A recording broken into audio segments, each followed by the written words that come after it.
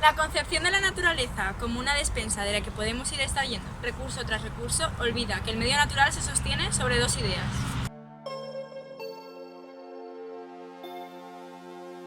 La idea de la diversidad y la idea de las interrelaciones entre los elementos que la componen. La reducción de esta diversidad hará difícil la supervivencia del medio y la vida de nuestras sociedades. Poder mantener el concepto de recurso como potencialidades o reservas que ofrece la naturaleza. Conviene diferenciarlo de las materias primas. Estas son el resultado de la explotación económica de los recursos.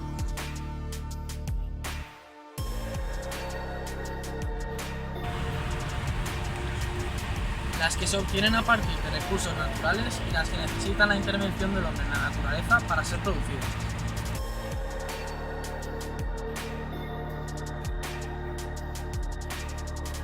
Nosotros también contribuimos al mantenimiento de los recursos.